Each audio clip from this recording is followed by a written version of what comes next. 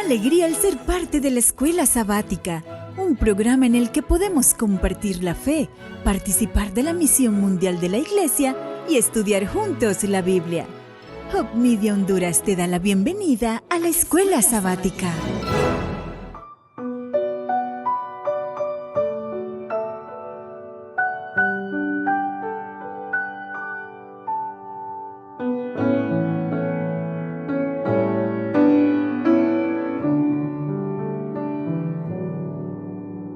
Si hoy tú te sientes pequeño,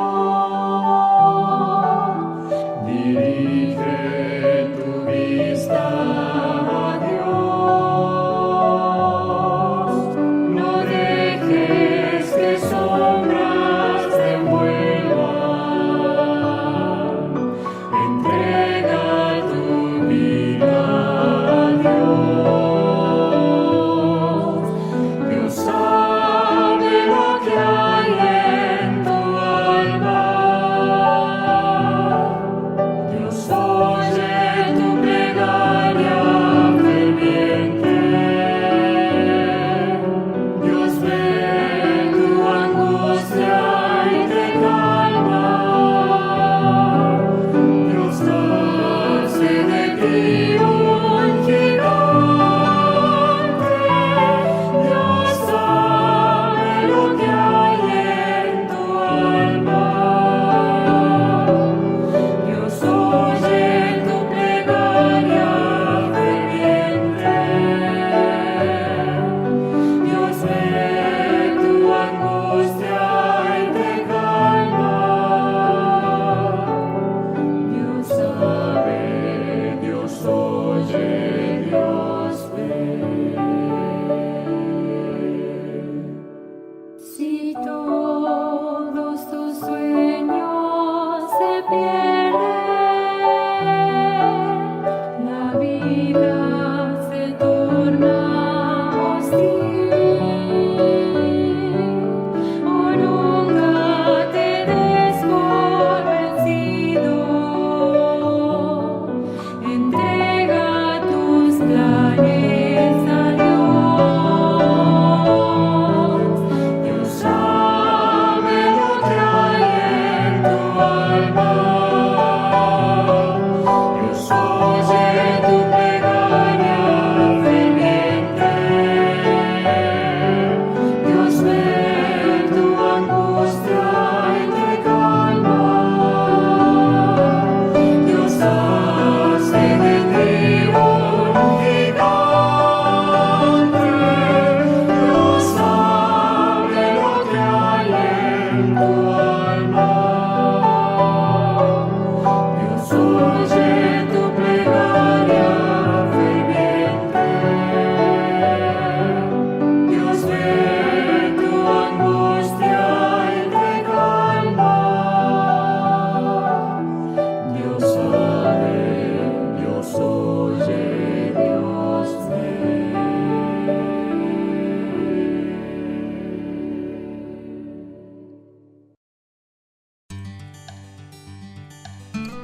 Hope Media Honduras te desea un muy feliz sábado. Hope Media Honduras llevando esperanza.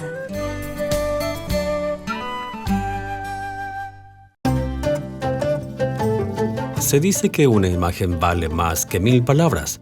Antes de servir como director del Centro de Misión Global para las regiones de Asia Oriental de la década de 1990, Clinton Mibarly había trabajado varios años en Tailandia como misionero. Se dio cuenta que la gente contaba historias a través de imágenes. Un día yo estaba en una ciudad con el pastor Moon Lunsei y me dijo, ¿alguna vez ha visto una pintura de la última vida de Buda? Yo dije, no. Él dijo, cada templo tiene una. Él conocía al líder del templo local. Fue y le preguntó, ¿puede mostrarle a este extranjero su pintura de la última vida de Buda? Él la trajo y la desplegó. Era de 50 metros de largo. Lo más interesante para mí fue que, cuando la desarrollamos, los niños que vinieron a mirarme se olvidaron de mí. Fueron a traer a sus amigos y se contaron unos a otros la historia de la larga imagen que estaba sobre el pasto. Por algún tiempo, Clipto había estado ideando formas de hacer que el mensaje del Evangelio se pudiese contar al pueblo Thai.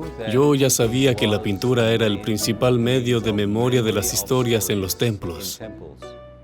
Aquí las pinturas nunca son adoradas, la gente no les ora. No estamos en riesgo de la idolatría. La manera de la gente de recordar a ellos mismos sus propias historias eran las pinturas. Clipto quería mandar a pintar cuadros para contar la historia de Jesús. Visitó la Universidad de Bellas Artes y uno de los profesores de arte le sugirió a Clipton que hablara con su mentor y maestro.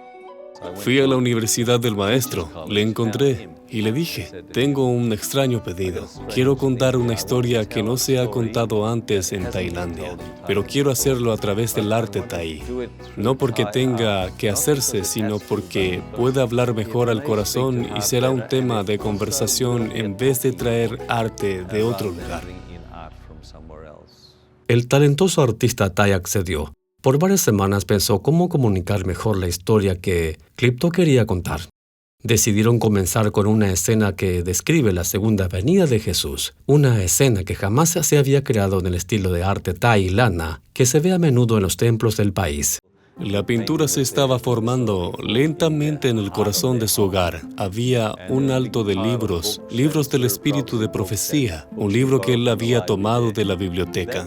Fue lo principal en su sala de estar por casi 10 meses mientras hacía la pintura. Cada vez que lo visitaba estaba ahí. Pensé, ¿pondría yo tanto esfuerzo para contar la historia del Evangelio de alguien más como ponía él para contar mi Evangelio? Después de meses trabajando en la pintura, finalmente estuvo terminada y puesta en la iglesia adventista de Chiang Mai, ubicado en el histórico y culturalmente rico centro de la ciudad. Es la primera pintura de la segunda venida de Cristo. Hemos retratado la segunda venida de Cristo de diferentes maneras, pero hay una descripción en Apocalipsis del jinete sobre el caballo blanco con los caballos que lo siguen como una imagen de la segunda venida. La tomó literalmente y la convirtió en una llegada del jinete sobre el caballo blanco. Todo esto está en esta pintura. La lucha, el rescate del pueblo que casi muere en la oscuridad, que es tomado y el mundo desolado es dejado atrás. Esta es la primera pintura que pintó. La comunidad de Chiang Mai estaba muy interesada en las pinturas y visitó la iglesia adventista para venir a verlas. La gente vino todos los días a ver las pinturas. Los maestros organizaron visitas de escuelas primarias, secundarias, escuelas pedagógicas, universidades. Vinieron para que les presentaran las imágenes, para verlas como proyecto escolar. Los monjes budistas llegaron a la puerta y dijeron, oímos que tienen algunas pinturas. ¿Pueden abrir la iglesia para que las veamos? Nunca hubo una reacción negativa de ninguna de estas personas. Todos estuvieron dispuestos a escuchar la historia de principio a fin. No puedo simplemente traer a la gente de la calle y decirles, déjenme mostrarles lo que creen los adventistas sobre el fin del mundo. Nadie se va a sentar y escuchar, pero con una pintura escucharon como corderos e hicieron muchas preguntas. Pareció despertarles la curiosidad como nunca lo harían las palabras. Al hacer comprensible el Evangelio para la gente del norte de Tailandia, Clipton y pintor Thai abrieron puertas que, de otra forma, nunca se hubiesen abierto. Les ofrecieron la oportunidad de ver un mensaje de esperanza que la mayoría de ellos nunca hubiesen escuchado. Hoy, más de 35 años después, estas pinturas se exhiben en la biblioteca de la Universidad Internacional de Asia-Pacífico, donde hay muchos estudiantes budistas y donde el control ambiental puede preservar estas pinturas para que las vean las futuras generaciones. Por favor, oren por la gente de Tailandia y la Ventana 1040, donde la mayoría no son cristianos. A pesar de tener distintas visiones del mundo, el uso de medios creativos como estos crea oportunidades para hacer contacto. ¿Qué hay de la misión de su comunidad? ¿Hay forma de hacer comprensible el mensaje adventista para quienes lo rodean? Bienvenido, bienvenida a Lecciones de Vida o Escuela Sabática. Gracias por acompañarnos. Hoy estudiaremos Marcos capítulo 5 y 6, que cubren temas similares a los de Marcos capítulo 1. En los capítulos 5 y 6 notamos a Jesús realizando milagros como expulsar demonios, sanar personas y predicar el Evangelio. Por lo tanto, nuestro estudio revisará eventos seleccionados de ambos capítulos que cubren esta gama de temas. Así que vamos a considerar dos milagros de Jesús en forma especial. El primero, el relato, es la historia de un hombre con un espíritu inmundo, también miembro de una comunidad gentil. La otra narrativa es la historia de una mujer inmunda que es miembro de la comunidad judía. Y Marcos informa que Jesús viaja a la tierra de los Gadarenos, una comunidad gentil, y enseguida le salió al encuentro un hombre de los sepulcros con un espíritu inmundo. Y como resultado de este encuentro, Jesús sana al hombre.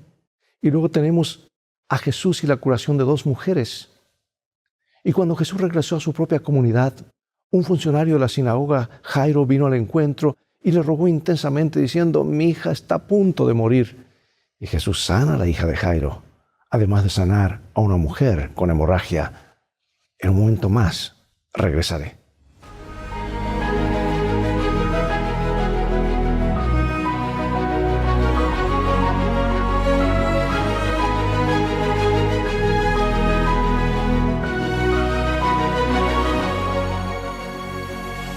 Comencemos con Marcos capítulo 5, versículos 19, y nos dice así: Mas Jesús no se lo permitió, sino que le dijo: vete a tu casa, a los tuyos, y cuéntales cuán grandes cosas el Señor ha hecho contigo, y cómo ha tenido misericordia de ti.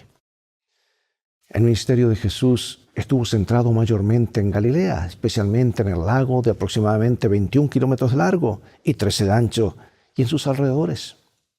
El lago de Galilea es el cuerpo de agua más grande de la zona y el centro de la vida de quienes habitaban cerca. Y Marcos 4 termina con Jesús y sus discípulos cruzando el lago de Galilea. Y se levanta entonces una tremenda tormenta que Jesús calma hablando al viento y a las olas. Y Marcos 6 termina con una escena similar, pero esta vez con Jesús caminando sobre el agua hacia sus discípulos. Ellos estaban en el bote. Y entre ambas escenas en el agua hay numerosos milagros que Jesús hizo en tierra y la primera actividad misionera de sus discípulos. Y estas historias son el tema del estudio de esta semana, así que vamos a concentrarnos en historias prácticas, relevantes, que tienen su aplicación para nosotros. Y la característica general de estas historias dramáticas consiste en permitir que el lector vea quién es Jesús. Él es aquel que puede calmar una tormenta, restaurar a un endemoniado, sanar a una mujer que simplemente toca su manto, resucitar a una niña, predicar en su propio pueblo, enviar a sus discípulos a una misión evangelizadora, alimentar a 5,000 personas con unos pocos panes y peces y caminar sobre el agua. Increíbles demostraciones de poder que acercan a sus discípulos a la comprensión de que Él es verdaderamente el Hijo de Dios. Veamos qué ocurre en esta historia y qué podemos aprender en ella acerca de quién es Jesús. San Marcos capítulo 4, versículos 35 al 41. Aquel día, cuando llegó la noche, les dijo: pasemos al otro lado. Y despidiendo a la multitud, le tomaron como estaba en la barca, y había también con él otras barcas. Pero se levantó una gran tempestad de viento y echaba las olas en la barca, de tal manera que ya se anegaba. Y él estaba en la popa durmiendo sobre un cabezal, y le despertaron y le dijeron: Maestro, ¿no tienes cuidado que perecemos? Y levantándose reprendió al viento y dijo al mar: Calla, enmudece. Y cesó el viento y se hizo grande bonanza. Y les dijo: ¿por qué estás así amedrentados? ¿Cómo no tenéis fe? Entonces temieron con gran temor y se decían el uno al otro: ¿quién es este que aun el viento y el mar le obedecen? Al comienzo de Marcos 4, Jesús se sube a un bote para enseñar a la multitud que estaba en la playa. Luego parece haber descendido del bote y ahora conversa con sus discípulos en privado. Y tras un largo día de instrucción, los discípulos toman consigo a Jesús en el bote como estaba, es decir, muy cansado. Y él se durmió inmediatamente sobre una superficie mullida que estaba tal vez en la popa del barco. Pero resulta que una gran tormenta se desata en el lago y el bote corre peligro de naufragar cuando los discípulos despiertan a Jesús, quien drásticamente ordena al viento y las olas que cesen. Una gran calma se apodera del lago, pero también de sus almas. Es comprensible que los discípulos teman profundamente ante semejante manifestación del poder divino. El miedo de los discípulos es el componente correspondiente al temor humano. Les pregunta, ¿por qué están así atemorizados? ¿Sabes qué? Esa pregunta quiere decir, no temas. La pregunta de los discípulos, ¿quién es este? Es la respuesta humana. Lo que nos preguntamos nosotros. Lo que está faltando aquí son las palabras de revelación. Este detalle faltante juega un papel dentro del tema o motivo teológico de revelación secreto que corre durante todo el libro, donde la verdad acerca de Jesús finalmente emergerá. ¿Quién es Él? ¿Quién es este? La pregunta de los discípulos, ¿quién es este que hasta el viento y el mar obedecen?, empuja al lector a responder, es el Hijo de Dios, el Señor mismo. Piensa en el poder de Dios. ¿Cómo puedes aprender a apoyarte en este poder y a confiar en Él para todo en tu vida? Aquí otra historia impactante, la del endemoniado. Si la noche anterior sobre el lago fue inolvidable, el arribo al día siguiente a donde estaban los gadarenos no fue menos impresionante. La historia del hombre endemoniado es presentada con detalles desgarradores, rompiendo con toda restricción. Él vivía en los sepulcros y se hería a sí mismo con piedras. Dice que nadie lo podía dominar. Entonces se encontró con Jesús. El hombre se precipitó hacia Jesús. Ni una palabra se dice acerca de los discípulos, quienes probablemente habían huido despavoridos. Y cuando el hombre llega cerca de Jesús, se postró ante él. Parece que el hombre reconoció que Jesús era alguien que podía ayudarlo. Pero cuando abrió su boca, los demonios que estaban dentro de él le gritaron a Jesús, quien fue sin embargo capaz de escuchar por sobre los gritos de ellos la súplica de ayuda del hombre que este hombre susurraba. Y cuando ellos rogaron a Jesús que le permitiera ir a un hato de cerdos, Él les permitió entrar en estos cerdos. Todos esos animales, cerca de 2,000, se precipitaron al mar por un despeñadero y se ahogaron. ¿Sabes tú que aquello fue un desastre financiero para sus dueños?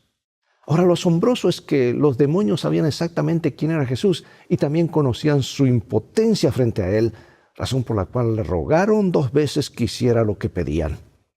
Obviamente sabían de su poder sobre ellos. Esta historia tiene 2 características fundamentales.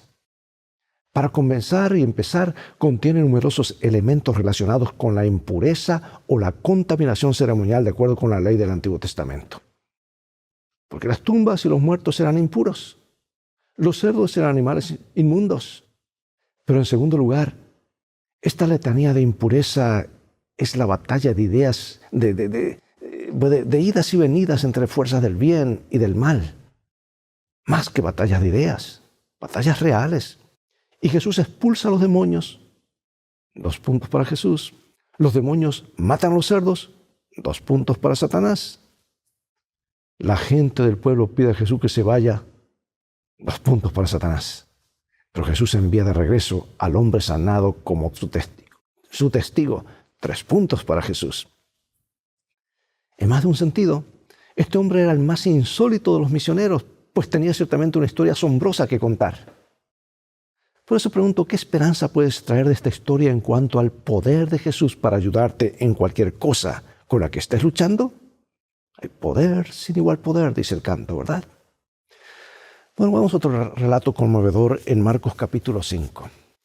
Pasando otra vez Jesús en una barca a la otra orilla, se reunió alrededor de él una gran multitud y él estaba junto al mar. Y vino uno de los principales de la sinagoga llamado Jairo, y luego que le vio se postró a sus pies y le rogaba mucho diciendo: mi hija está agonizando, ven y pon las manos sobre ella para que sea salva y vivirá. Fue pues con él y le seguían una gran multitud y le apretaban.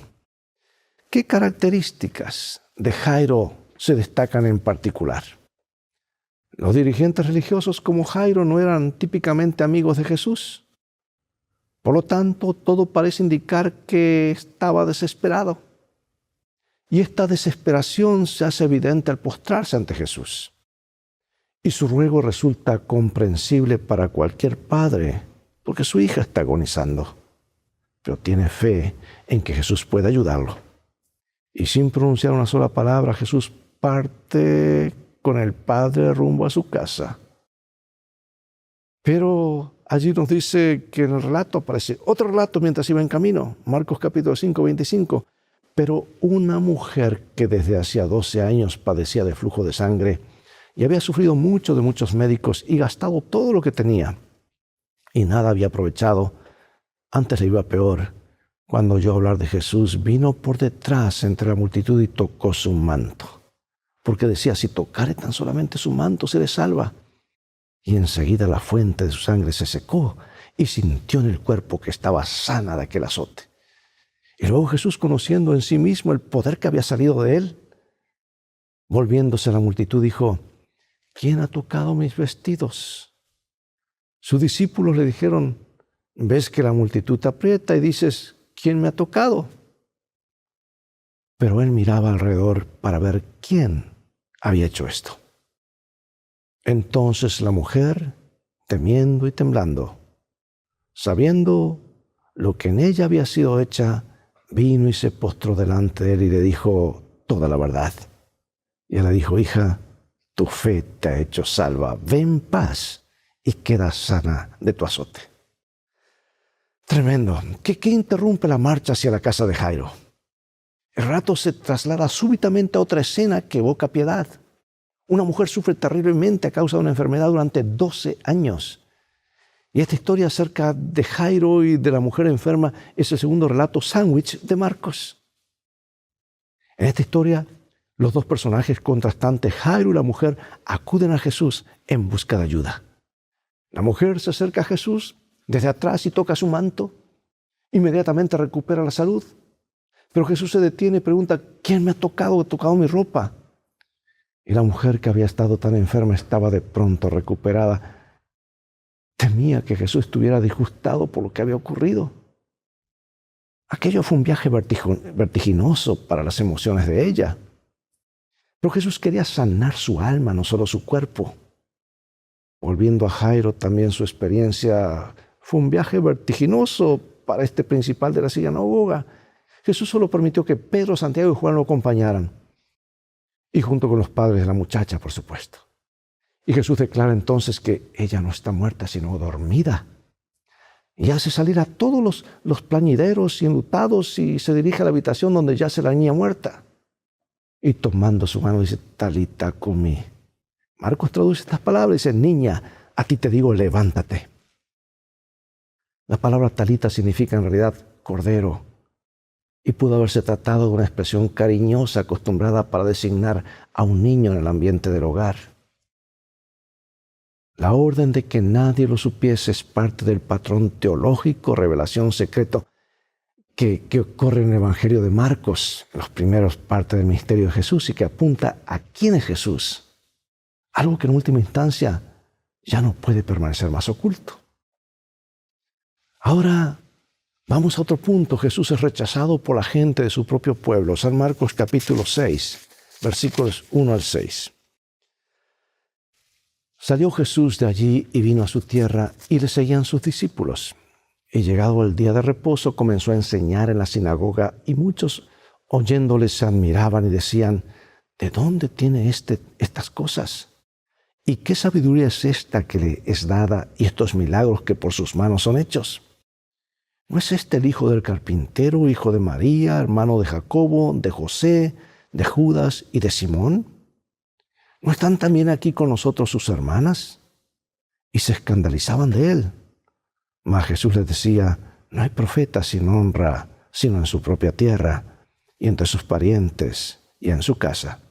Y no pudo hacer allí ningún milagro, salvo que sanó unos pocos enfermos, poniendo sobre ellos las manos.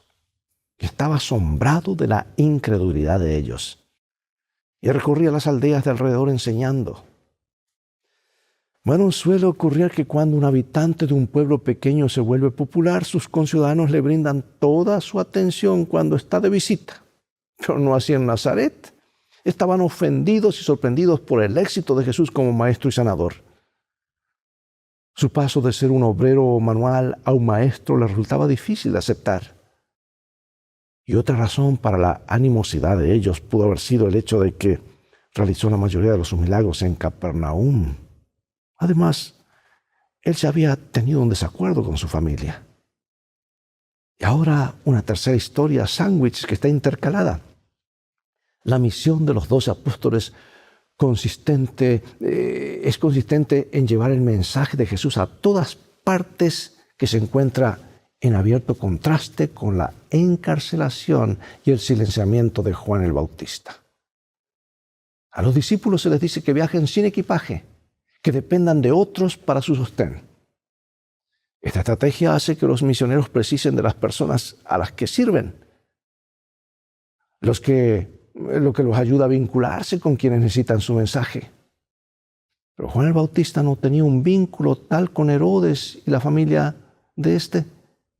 La muerte de Juan se describe de una manera impactante, detallada, a medida que la conspiradora Herodías se aprovechaba de la ambivalencia y de la lujuria de Herodes. Resulta que la hija de Herodías añade al escandaloso plan con su grotesca solicitud de que la cabeza de Bautista le fuera traída en un plato. El acallamiento de la voz estentórea de Bautista ocurre mientras los 12 apóstoles proclaman su mensaje de arrepentimiento, así como lo había hecho antes Juan. Yo pregunto, hermano y hermana, ¿has sido alguna vez rechazado como lo fue Jesús? ¿O tuviste que pasar por alguna crisis difícil de entender?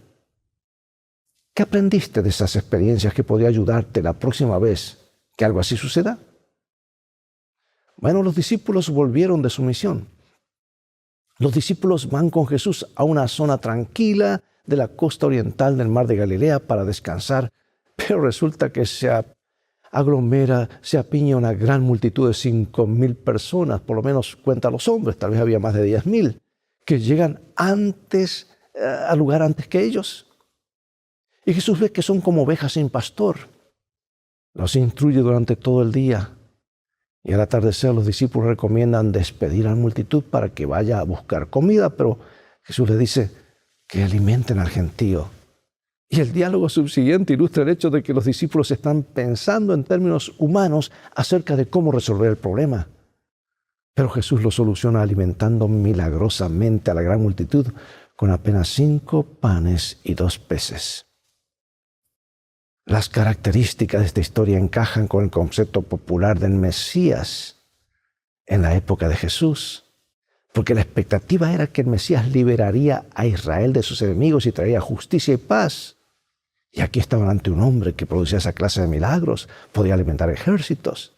La presencia de un gran número de hombres en un ambiente desértico podía tener ciertos visos de revuelta militar. Tal vez todo estaba preparando para la gran liberación de los romanos. Y esta noción se ve reforzada por la referencia a que Jesús vio a esas personas como ovejas sin pastor. No obstante, Jesús no satisfizo sus falsas expectativas, sino que envió a sus discípulos aparte y despidió a la multitud. En lugar de liderar una rebelión contra Roma, ¿qué hizo Jesús? Se retiró a una montaña para orar, no precisamente lo que la multitud esperaba. Y en lugar de la opinión popular acerca del Mesías como un rey que liberara a Israel, Él viene a liberar a las personas de la esclavitud del pecado. Él es, en verdad, el Señor de la naturaleza. Pero no vino a gobernar, sino a dar su vida en rescate por muchos. ¿Qué debería decirnos esta historia acerca de por qué es importante una comprensión correcta de la profecía? Si una comprensión errónea de la primera venida de Cristo condujo a varios al desastre, ¿cuánto peor podría ser el caso de muchos hoy si tuvieran una comprensión equivocada de la segunda venida? Quiero finalizar esta lección, de la cual hay mucho para hablar y muchas lecciones, con 2 citas, seguidas de unas preguntas reflexiones. Son citas de mi autora favorita, vuelvo a repetir. Dice: en todos los que están sometidos al adiestramiento de Dios debe revelarse una vida que no está en armonía con el mundo, sus costumbres o prácticas. Y cada uno necesita tener una experiencia personal en la obtención de un conocimiento de la voluntad de Dios. Debemos oírlo individualmente hablarnos al corazón. Y cuando todas las demás voces son acalladas y en la quietud esperamos ante Él, el silencio del alma hace más distinta la voz de Dios. Nos invita: estad quietos y conoced que yo soy Dios. Solo aquí puede encontrarse verdadero reposo. Y esta es la preparación eficaz para todo trabajo a realizar para Dios. En medio de la muchedumbre apresurada y la tensión de las intensas actividades de la vida, el alma que es así refrigerada quedará rodeada de una atmósfera de luz y de paz. La vida respirará fragancia y revelará un poder divino que alcanzará los corazones de los hombres. Y aquí la otra cita. Con corazón desconforme preguntaban por qué, si Jesús podía hacer obras tan admirables como las que habían presenciado, no podía dar a todos los suyos salud, fuerza y riqueza, librarlos de sus opresores y exaltarlos al poder y la honra. El hecho de que aseverara ser el enviado de Dios y sin embargo se negara a ser el rey de Israel era un misterio que no podían sondear. Su negativa fue mal interpretada. Y muchos concluyeron que no se atrevía a presentar sus derechos porque él mismo dudaba del carácter divino de su misión. Y así abrieron su corazón a la incredulidad.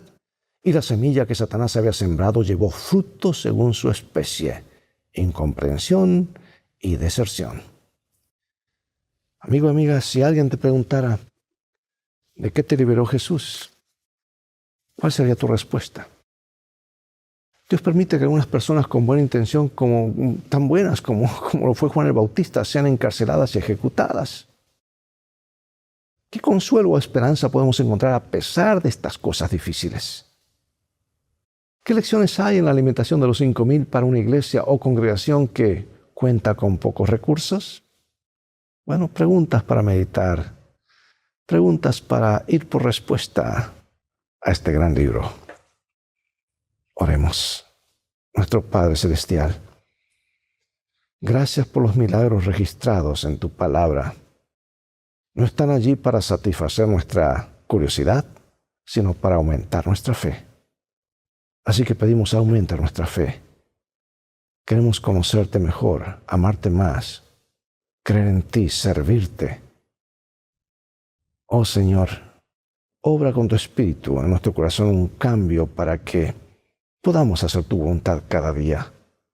Sabemos que lo harás porque lo pedimos en el nombre de Jesús. Amén. Bien, amigos, todo el tiempo que tenemos por hoy. Llegó el momento de despedirnos. Será hasta el próximo programa de la serie Lecciones de Vida o Escuela Sabática. Invita pues a otros a sintonizar este canal y transfórmate tú mismo en un canal de bendiciones. Mientras tanto, Dios te bendiga y te guarde, y recuerda, tú vales mucho para Jesús. Él te ama más de lo que puedes imaginar. Es el mensaje de este bendito libro. Y en este viaje de la vida, este es nuestro GPS, nuestro mapa, y Jesús es nuestro guía. Maranatha, Dios te bendiga.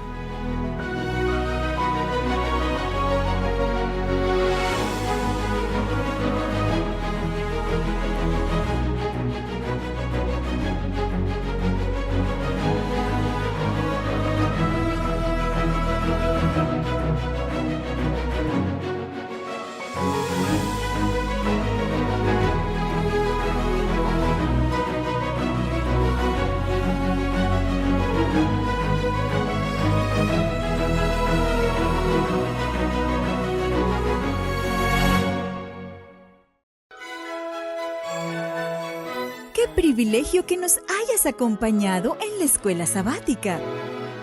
Hope Media Honduras te desea un muy feliz sábado.